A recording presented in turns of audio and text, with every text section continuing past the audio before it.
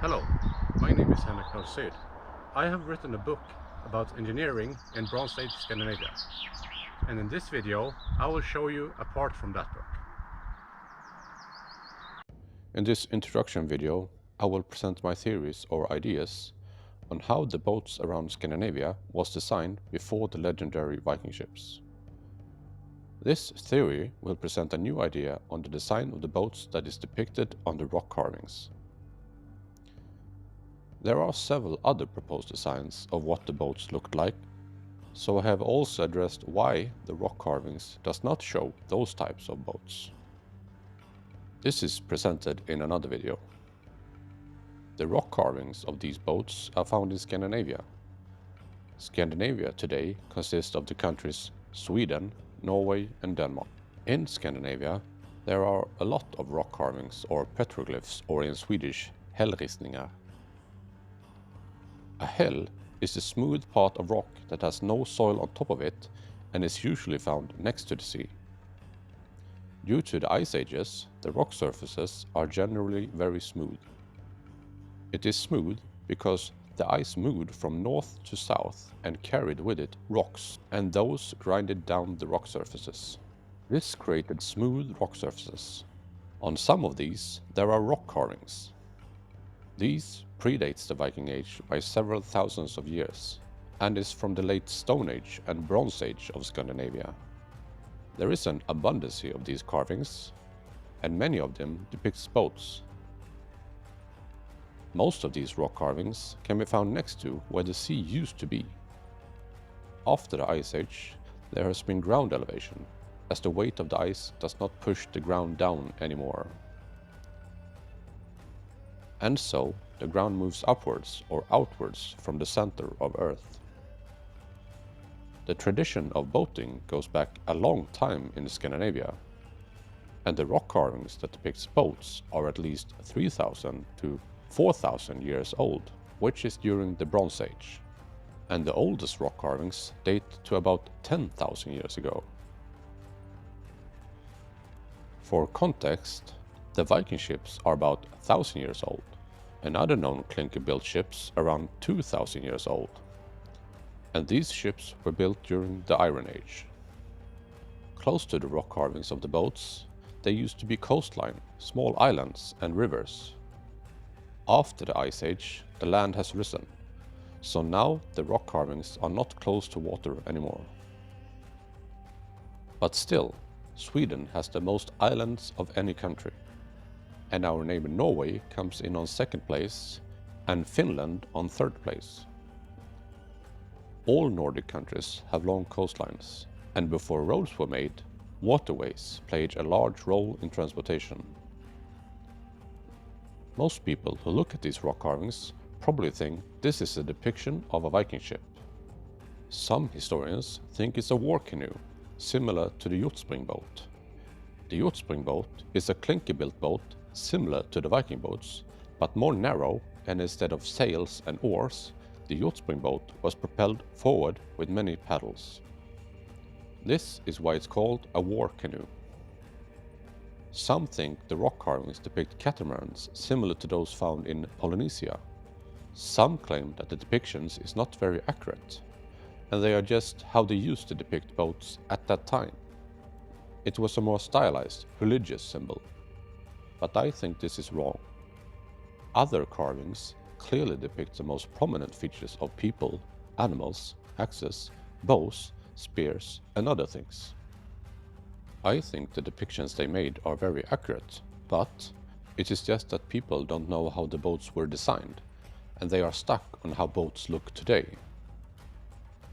This means people have a problem changing perspectives, and so they cannot see the boats as they were. And also, how likely is it that so many people depicted them in the same way so far away from each other? It is not likely that people traveled just to teach others how to draw a boat on a rock. I think people drew what they saw when looking at the boats. There is a separate video where I explain why it does not depict a catamaran, canoe, or a Viking ship. Although the boats from the rock carvings probably influenced the design of the later boats. First, some boring, but for some maybe interesting explanation of important physics. At this point, I would like to point out that my profession is not historian or archaeologist, but I have worked for many years as a calculation engineer in the fields of mechanics. Buoyancy is very important when discussing boats, and this is where the key is to understand these boats. Buoyancy is the force you get when you submerge something in water. This force is equal to the weight of the displaced water. When something floats, the weight of the displaced water is equal to the weight of the object that floats. Here we have an object that is made out of 3 connected cylinders. When I put it in water, will it float pointing upwards or downwards? Turns out you are right. They can point upwards or downwards, depending on their density. Density is the weight for a specific volume. With higher density, it is stable pointing downwards. But with low density, it points upwards. But they also float at different heights above the water. Here I have a third object. It has the same design and volume as the other 2, but it is a combination of the 2 when it comes to its density. 2 cylinders have low density, and 1 cylinder used a higher density.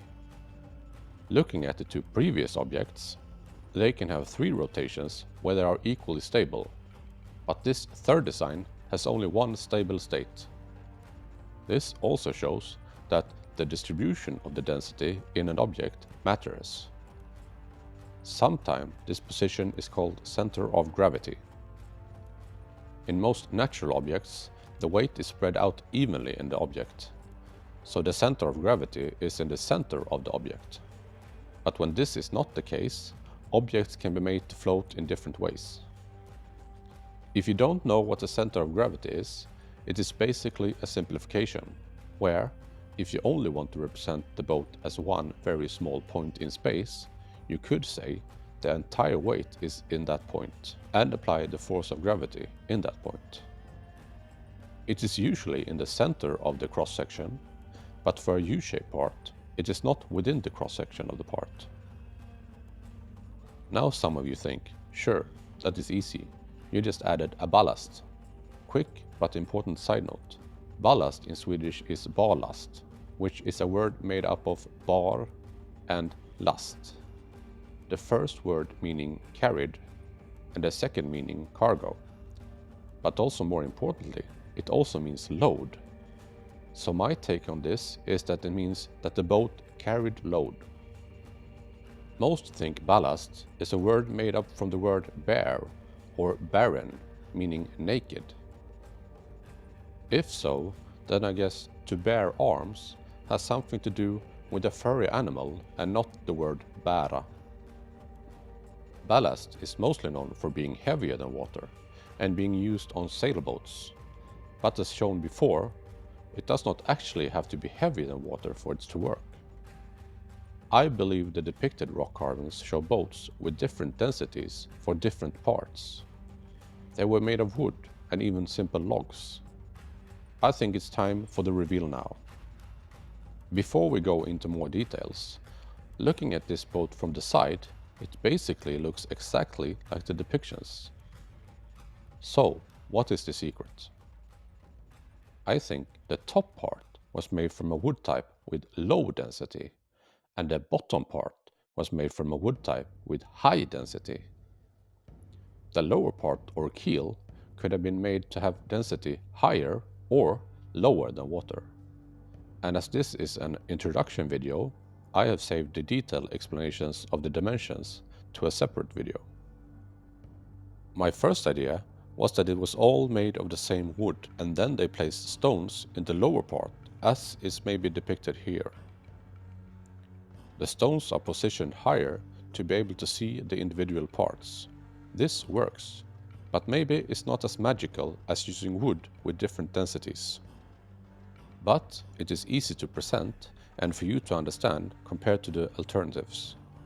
The alternatives is presented in another video.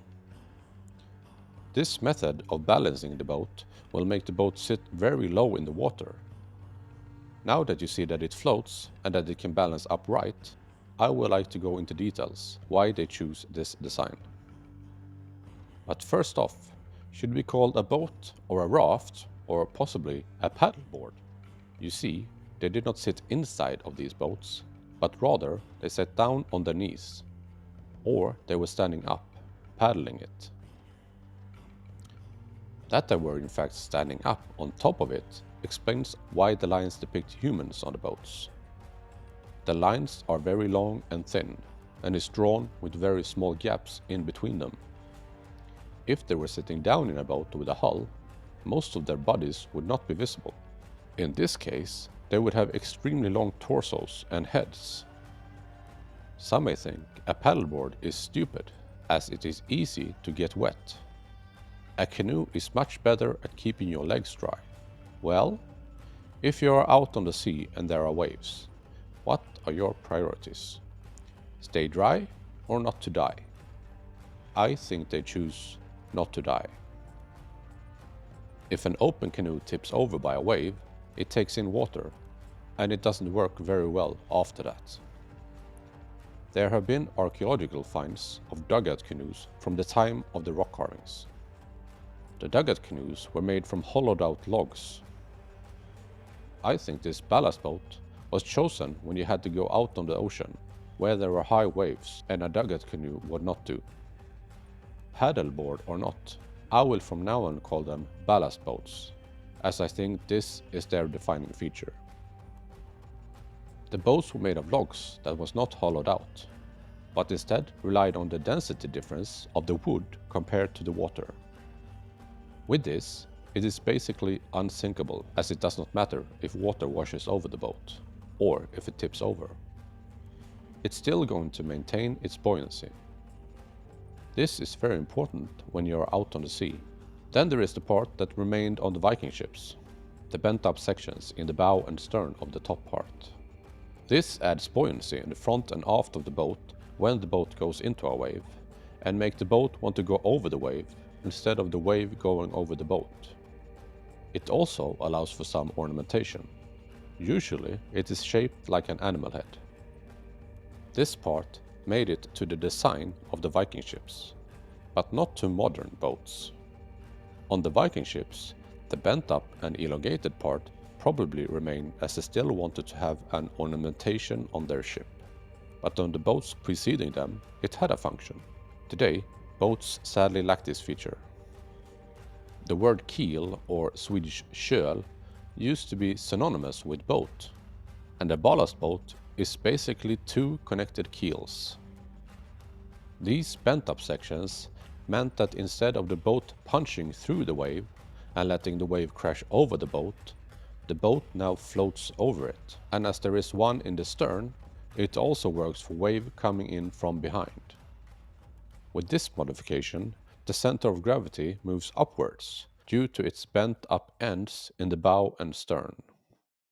Having the center of gravity high above the surface makes the boat unstable, but a ballast can fix this by moving the center of gravity downwards. And so, this is why the part that is under the water is added. As the lower keel is underwater, there is a risk that it will run aground. So, to protect it and help it move over objects, there is also a bow on this keel. There is some more to this, but that is presented in another video on how the boats were designed and built. I am sure there are some that are skeptical, and some that hope these carvings were Viking ships. But unfortunately, I don't think the tools at the time was good enough to make a lot of wooden planks and rivet them together and build a clinker-built boat. What they could produce was probably things that was closer to log cabins, and not boats as we know them today. We have names for different historical periods, such as the Bronze Age and Iron Age. During the Bronze Age, there were objects made of bronze, but most tools were made of stone or animal bone. The available tools determine the objects that can be produced. I am sure that many think a boat is supposed to look a specific way.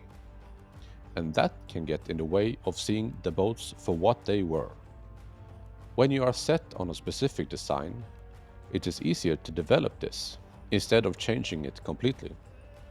And I think this was also true for the Stone and Bronze Age people. And that is why some design elements continue into the Viking ships and the Jutspring boat. And looking at these, there are some design remnants that is more fitting for a ballast boat than for the offsprings. The surfboard is an early attempt to create a boat that works in oceans with waves. Yes, Scandinavia is colder than Hawaii, but at this time it was a bit warmer. And for most cases, only their feet got wet from water splashing, and in really bad conditions, when they had to sit down and hold on to the boat, their lower part of the body got wet. And only while the large waves hit them. In a canoe, if it tips over, you are completely wet, and you can't get out of the water as the canoe is filled with water. Water will splash into a canoe, so it will not keep you more dry compared to a ballast boat. After some time of water splashing on you in your canoe, you will sit in water that collects in the bottom of the canoe. This will not happen for a ballast boat, as there is nothing that can contain the water. This is then the basics of it. Thank you for watching this video. I hope you enjoyed it, and please watch my other videos as well. If you want more details, please buy my book. Thank you for watching, and bye.